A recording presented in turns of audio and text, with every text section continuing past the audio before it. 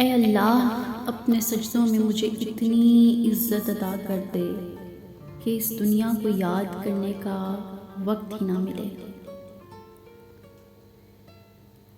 وہ ہر ناممکن کو ممکن کرنے پر قادر ہے، تم نیک نیت سے مانگ کر تو دیکھو۔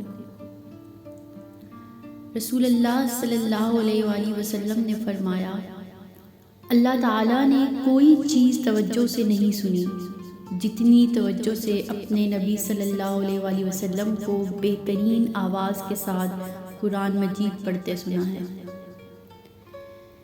رسول اللہ صلی اللہ علیہ وآلہ وسلم نے فرمایا، دعا کے سوا کوئی چیز تقدیر کو نہیں ٹالتی ہے، اور نیکی کے سوا کوئی چیز عمر میں اضافہ نہیں کرتی ہے۔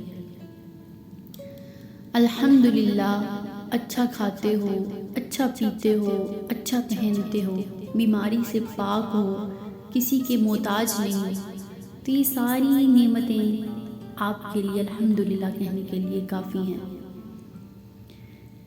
تہجد پڑھنے والوں کی تو وہ خواہشات بھی پوری ہو جاتی ہیں جن کا ذکر انہوں نے کبھی اپنے آپ سے بھی نہیں کیا ہوتا۔